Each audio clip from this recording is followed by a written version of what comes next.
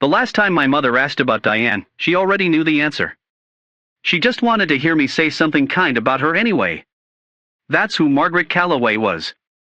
Right up until the end, she was still trying to protect the story she'd spent 60 years building, the story where her family was whole. I didn't have the heart to tell her the story had already ended. Diane had closed that book years ago. She just hadn't told anyone. My name is Robert Calloway. I'm 58 years old. I've been a structural engineer in Portland, Oregon for 31 years. I live alone in a craftsman house off SC Hawthorne Boulevard. I drive a 2018 Ford F-150 I've had since it had 14 miles on it. I coach youth baseball on Saturday mornings because my father did, and some things you carry forward not because you have to but because letting them go would mean admitting something you're not ready to admit. I have one sibling. Diane. Diane Calloway Marsh. 54 years old.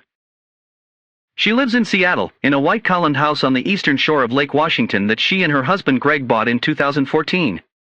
Greg is a corporate attorney in Bellevue mergers, acquisitions, the kind of work that keeps a man too busy to think about what his wife is not doing. Diane hasn't worked in 11 years. That's her choice and she has every right to make it. It matters to this story only because of what she did with all that time. What she did with it was not drive 4 hours south to sit with our mother. Our childhood was good.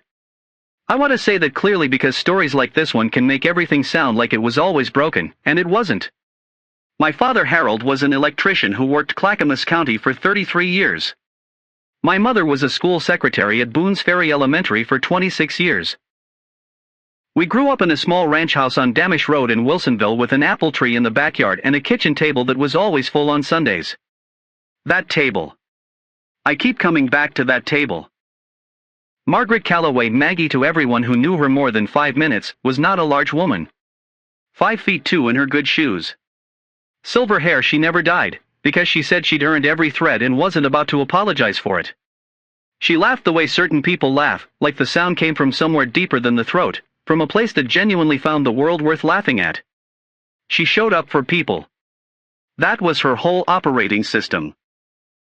Before you asked, without conditions, in the specific way that mattered to the specific person who needed her, not in the vague general way that lets a person feel good about themselves from a distance. After Dad passed in 2009, I started driving to Wilsonville more regularly. Once or twice a month at first. Then every week. Then twice a week. Not because Mom asked, she never asked, but because I noticed things. The gutters that needed clearing. The slow drip under the kitchen sink she hadn't mentioned. The way she paused slightly longer before answering questions, that half-second gap that told me something before I was ready to name it. She wasn't losing her mind. She was just getting older. And older is something you can only see from close up. Diane called every few weeks. Sometimes less. I never said a word about it. In April of 2023, my mother walked out of Dr. Patricia Hines' office on Boone's Ferry Road at 2:17 in the afternoon and called me from the parking lot. I was at my desk. The Willamette was running gray and flat outside my window. "Robert," she said. The way she said my name, not alarmed, not frail. Just waited. Like the word had more in it than usual. She told me. Pancreatic cancer. Stage 3. Dr. Hines had been watching a shadow on a scan for 6 weeks, hoping it would clarify into something benign. It had not. "What's the timeline?" I asked. 6 months, she said. Maybe more. These things don't move in straight lines. I set my pen down on the desk and did not pick it up. "I'm coming tonight," I said. "Robert, you don't need to." "Mom. I'm coming tonight." A pause. Then, "Bring that sourdough from Ken's Artisan. I've been thinking about that bread all week for some reason." "2 loaves," I said. She laughed. That laugh. I was in Wilsonville by 6:45. We sat at the kitchen table and ate bread with butter and drank chamomile tea and talked about everything except the diagnosis for almost an hour, because some things need to be circled before they can be approached directly, and my mother always knew which things those were. Before I left, she said she was going to call Diane. "Good," I said. "Do you think she'll come?" "Yes," I said. I said yes because my mother needed to hear yes. Not because I believed it. Diane did not come that week. Or the week after. She called the evening my mother told her. Crying, shock, I love you, I'm so sorry. Every word was genuine. That's the thing I want you to understand. Diane was not a cold person. She loved our mother. The emotion in that phone call was real. The problem with those moments is that they're moments. By end of April, Diane had settled into a pattern. Phone calls every week or so. Texts with heart emojis. One care package. Mom's favorite tea, some hand cream, a card with a genuine paragraph in Diane's handwriting. All real. All meaningful. All from 4 hours away. May came. Mom started treatment. I drove her to OHSU every Thursday, sat in the plastic chair beside her for 4 hours while the four dripped, watched her read mystery novels with the focused calm of a woman who had decided to conduct herself with dignity through whatever came next. Between chapters she told me about the nurse. Beverly, broad shoulders, quick efficient hands, and about the retired schoolteacher across the room who caught her eye during treatment one afternoon and nodded without a word, and Mom nodded back, and I thought, this is what people who understand things look like. On the drive home she asked about my work. Not politely. Actually. She asked about a bridge retrofit I'd been consulting on in Clackamas County and listened to the load-bearing math with the same attention she used to give my Little League games. That was my mother. There was a man on her street named Gerald Whitmore. 71 years old, retired pharmacist, widower. He'd lived 4 houses down from Mom for 18 years. Every morning at 7 he knocked on her door. Sometimes he brought Danish from the bakery on Wilsonville Road. Sometimes he just knocked, heard her voice, said good, and went home. Twice a week he drove her to pick up her medications when she didn't want to trouble me. I never asked him to do any of this. Some people just do. They don't calculate the cost or check the schedule. They show up, quietly, without a word, and they keep showing up. Gerald Whitmore and my mother never talked about the cancer directly, as far as I know. But every morning at 7, he knocked, and she answered, and that's its own language. That's a whole conversation in 2 words. Diane came once in August. 3 days, without Greg, without the kids. Just Diane. I was there when she arrived, dropping groceries, and I watched my mother's face when she saw Diane come through the door. I will not describe that moment. Some things belong only to the people in the room. Those 3 days were good. Diane cooked, she's always been better at it than me, and the 3 of us sat at the kitchen table the way we used to, and it felt like the weight of the previous 4 months lifted slightly. The day Diane left she found me at the door. Robert, she said. Her voice lower than usual. I really want to thank you. For everything. If you weren't here. She stopped. Didn't finish. She got in her car and drove north. I went back inside and washed the dishes. In September, Mom called me to the living room. Thursday evening, 6:45.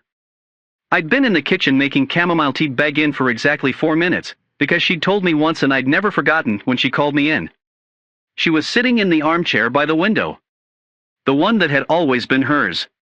A folded document on the side table. Sit down, she said. I sat. I talked to Dan Erickson last week, she said. Dan Erickson was a probate attorney out of Lake Oswego. 32 years in practice. He'd handled Dad's estate in 2009, drawn up Mom's original will 6 years ago. Precise man. The kind of lawyer who listened more than he talked. I kept my face steady. I've been doing some thinking, she said. Since April. Actually, longer than April. But April made me stop putting it off. She held the folded document without opening it. I've been watching things for years. Not judging. Watching. There's a difference, and I want you to understand that. I loved Diane before she was born and I love her now, and none of what I'm about to say changes that. A pause. Long enough to mean something. But I have worked for 60 years. Your father and I scrimped and saved and went without, and we did it because we wanted what we built to mean something. We wanted it to go somewhere that honored how it was built. She looked at me. Not at Diane. At me. You understand what I'm saying? I understood it in my bones. The house goes to you, she said. The savings. The investment accounts your father started in 1987. His pocket watch, the one from his father. And a fund for Boone's Ferry Elementary. Your father and I talked about that years ago, and I'm finally going to do it. She refolded the document. Diane will receive the silver jewelry. The photograph albums. The memory box from the closet with the birthday cards and the children's drawings and your father's letters. She'll receive the things that carry the story. Because the story is real, Robert. I'm not punishing her. I'm just being accurate. The living room was very quiet. The October light was thin and gold through the window. There's a note for her, Mom said. Inside the envelope. I wrote it myself. In my handwriting. Which is the only handwriting that will matter to her when she reads it. I sat with that for a moment. Mom, I said. My voice came out quieter than I planned. You don't have to justify this to me. I know I don't, she said. I'm telling you because you deserve to hear it out loud. You've been here. Not just since April. Since your father. Since before that. She reached over and covered my hand with both of hers. Small hands. Warm still. I'm not doing this for you, she said. I want to be clear about that. I'm doing it because it's right. Because what we built deserves to go where it will be understood. She released my hand. Picked up the remote. Find me something on television that doesn't involve people screaming at each other. I found her a nature documentary about migratory birds. She fell asleep in the armchair before the first commercial. I turned the volume down and sat there in the quiet and watched her breathe. Welcome to Revenge Stories Radio. Get comfortable, this one's going to take you somewhere real. Hit that like button, drop a comment below and let me know where you're watching from, and make sure you're subscribed. You're going to want to be here for what comes next. November came in hard. That Pacific Northwest November where the sky goes pewter and stays there, where the rain is less a weather event than a permanent condition everyone has simply accepted. Mom got weaker. Gradually, then more noticeably, the way a day gets shorter in autumn and then suddenly it's dark at 4:30 and you don't remember when that happened. I was there 4 times a week. Gerald was still knocking at 7 every morning. Beverly at OHSU had started calling me after appointments without being asked, because she'd noticed I was the one following up. Diane sent a package in early November. Fall flowers, a cashmere blanket, a card. Mom ran her hand over the blanket when it arrived and said, "That's Diane, you know. When she thinks of something, she really thinks of it." "Yes, Mom," I said. And I meant it honestly. That was true. On November 17th, a Saturday, I got to Damish Road at 8:15 and knew when I walked through the door. I called Diane at 9:03. Greg answered. Diane was in the shower, he said. I told him to get her. He did. I need you to come, I said when she picked up. Now. She drove down that afternoon. 4 hours on I-5. She was there by 6:30. She stayed for all of it, sat with Mom, held her hand, talked to her, read to her. On the 3rd night she slept in the chair by the bed because she didn't want to leave the room. I want to be honest about that. Diane was there at the end. Really there. That was not performance. That was a daughter who loved her mother, sitting with her mother, at the end. But the end is 1 week. The middle is everything else. And the middle is where the work is, the Tuesday afternoon appointments, the medication schedule written in clear handwriting on the kitchen counter, the chamomile tea steeped for exactly 4 minutes, Gerald Whitmore knocking on the door at 7 every single morning for 8 months. Margaret Calloway passed on the morning of November 24th, a Friday, at 6:12 a.m. The first snow of the season was falling outside her window. Small, light flakes, the kind that don't stick but that turn the world briefly, beautifully quiet. She had said once that snow was the world's way of asking for silence. The world asked for silence that morning. She answered. The funeral was November 28th, Wilsonville Community Church. The church she'd attended for 31 years. The Reverend had known her since 2001 and spoke about her the way people speak about people they actually knew. Gerald Whitmore sat in the second row. Straight-backed, eyes wet, jaw steady. He brought a single white chrysanthemum, which he set on the casket railing without explanation. No explanation was needed. After the service we went back to Damish Road.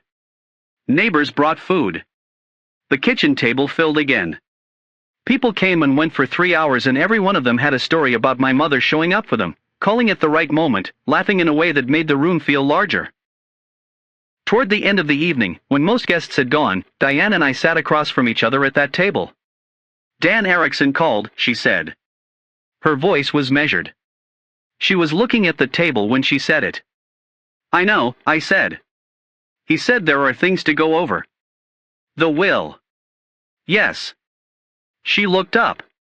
Did you know? Before? Yes, I said. She told me in September. Diane's hands were folded on the table in front of her. She looked at them for a moment. I'm not going to contest it, she said. I want you to know that. It's not about contesting it, I said. Then what is it about? Accuracy, I said. That's the word Mom used. She said she wasn't punishing you. She said she was being accurate. Something moved across Diane's face. Something older than resentment. The specific quiet understanding of a person who has finally seen something they can't unsee. She was here every week, Diane said. It wasn't a question. Twice a week, toward the end. She closed her eyes. Just for a second. Then she stood up and started gathering plates. We washed the dishes together in silence. The way siblings can when they've run out of the right words but haven't run out of each other. 3 days later I sat across from Dan Erickson in his office on A Avenue in Lake Oswego. 12th floor, corner window, the Willamette visible to the north. He set the documents on the table and walked me through them clearly, without softening. The house on Damish Road, to Robert Harold Calloway. The savings and investment accounts, to Robert Harold Calloway. Harold Calloway's pocket watch, to Robert Harold Calloway. $40,000 to the Boone's Ferry Elementary School Library, in the name of Margaret and Harold Calloway. To Diane, the silver jewelry. The 12 photograph albums. The memory box. And one sealed envelope, handwritten, not to be opened until she was alone. Your mother, Dan said, was one of the clearest people I've met in 32 years of practice. She knew exactly what she wanted and exactly why. I looked at the papers on the table. Yeah, I said. I've always known. On the drive home, somewhere on the Boone Bridge with the river running wide and gray below me, my phone buzzed. Diane. I pulled off at the next exit and called her back.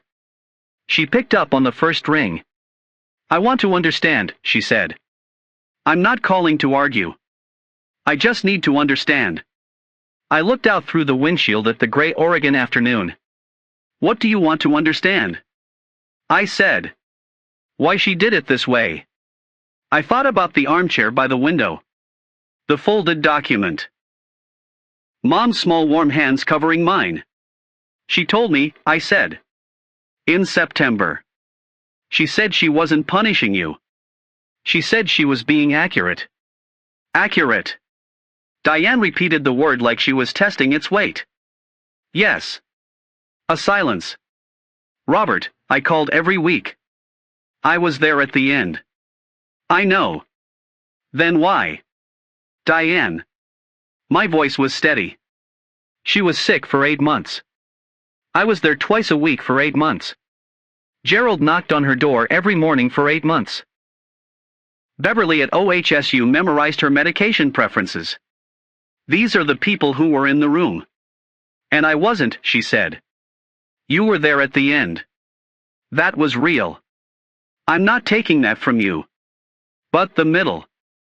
Yes, I said. The middle. Silence. Long enough to matter. Then her voice came back different. Stripped down. Have you ever done something, she said, and known while you were doing it that it wasn't enough and told yourself it was anyway? Because the alternative meant changing everything? I thought about that for a real moment. Yes, I said. I think most people have. She made a sound that didn't quite become words. Read the note when you're ready, I said. Not before. Okay. Diane. Yeah. She loved you.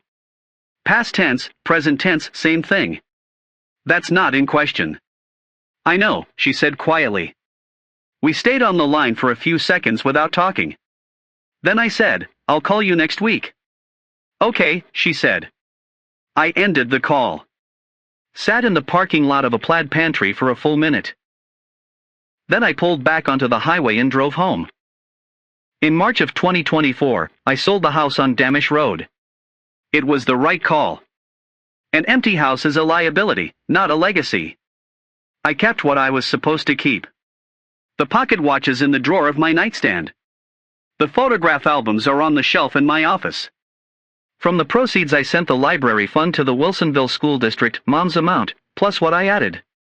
The reading corner opened in April. They named it the Margaret Calloway Corner. Small oak-framed plaque, a bay window that looks out over the playground, a shelf of every mystery novel she ever loved. I drove out on the day it opened. Sat in one of the chairs, too small for me, built for second graders, and looked out at the playground and thought about my mother at that school for 26 years. All the mornings she unlocked those doors. All the small daily acts of showing up that nobody wrote down because they were so constant they became invisible, the way structural elements become invisible when they're doing their job. She was a load-bearing wall in 100 people's lives. The kids playing outside didn't know her name yet. They will. I've been asked whether I feel guilty. About the will, no. That was my mother's decision, made with full clarity and full legal competence. It was not mine to make and I did not make it. About Diane, that's a harder question. Here's where I land. I could have called more. Been more explicit about the severity. Made it harder for her to minimize. I chose not to. I chose to let her make her own choices because Diane is a grown woman, and the decision of how to show up for your mother is not one someone else can make for you. Maybe that was wrong. But my mother didn't want me pushing. She told me that in September, in the armchair by the window. She said she was not angry. She said she was accurate. She said she'd been watching for years, not judging but watching, and she'd drawn her conclusions, and her conclusions were her own. Whatever is in the letter she left for Diane is between Margaret Calloway and her daughter. And that's right. That's exactly right. I talked to Diane last month. A real conversation, easy and uncomfortable in equal measure, the way honest things usually are. She'd read the letter. She didn't tell me what it said and I didn't ask. She told me she'd started driving to Portland once a month since January. Not specifically to see me, though we'd had dinner twice. To be in the city where our family was from. To drive past the house on Damish Road before everything changed. To sit in the Margaret Calloway Corner on a Saturday morning and read. The second graders don't bother her. She reads anyway. Sometimes she answers their questions when they notice the plaque. That's Maggie, she told one of them. The kid asked. Who's Maggie? She was my mom, Diane said. Some things you learn from presence. Some things you only learn from absence. The hardest part of this story is not the will. The will is simple. A woman built something with her hands and her husband's hands over 60 years and she decided where it would go and it went there. The hardest part is that Diane knew. Not the outcome, but she knew, the way we always know things we're working hard not to know, that she'd been trading presents for convenience for a long time. That there was a cost accumulating somewhere. That she'd been telling herself she'd pay it later. Later came in April 2023 and lasted 8 months. Later is always shorter than you think. The apple tree on Damish Road is still there. The new family kept it. I drove past last week and it was in full bloom. White flowers, the same as every April, the same as when Diane and I were children, the same as the spring after Dad died, the same as last year when Mom was still sitting in that armchair by the window. Some things hold their ground no matter what changes around them. Some things just keep showing up, season after season, without being asked. Some people are like that too. I try to be one of them. If you're still with me, thank you. This story doesn't have a villain. It doesn't have a hero. It just has people making choices over time, and the choices adding up into something that turns out to matter more than any of them realized while they were making them. Hit that like button. Subscribe if you haven't. Drop a comment and tell me where you're watching from. Some people show up. Make a note of who they are. Write it somewhere permanent. See you on the next one. One more thing, because I think it matters. A few weeks after the library corner opened, I got a call from Beverly. The nurse from OHSU. The one with the broad shoulders and the quick efficient hands who had memorized my mother's medication preferences and her favorite topics of conversation without anyone asking her to. She'd heard about the Margaret Calloway corner somehow. Word travels in Wilsonville. She wanted to know if she could donate a book. One specific book. A mystery novel she'd noticed my mother reading during a treatment session last summer, the one Mom had said was the best she'd read in years but couldn't remember the title of, and Beverly had written it down on a post-it note in her pocket without telling her. She'd been carrying that note since July. I told her yes. Of course yes. I gave her Dan Erickson's contact for the library coordinator. She said, "Your mom talked about you, you know. During sessions. When she was comfortable and the floor was running and there was nothing to do but sit. She talked about a lot of things, but she talked about you the most." I didn't say anything. Beverly said, she was proud of you. Not the work, specifically. Just you. The kind of person you are. She said it like it was a fact, not a compliment. The way you'd say the sky is blue. I thanked her. We said goodbye. I sat at my kitchen table for a while after that call. The same kitchen table I've had since I moved into this house on S.E. Hawthorne in 2004. Not as big as the one in Wilsonville. Seats 4, usually just seats 1. I thought about my mother at her kitchen table. 60 years of Sundays. 60 years of the gravitational pull of that particular table in that particular house on Damish Road. The people it drew in, kept in, fed and sent back out into the world slightly more whole than when they arrived. That's what a table can be, if the right person sits at the head of it long enough. I'm going to get a bigger table. I think it's time.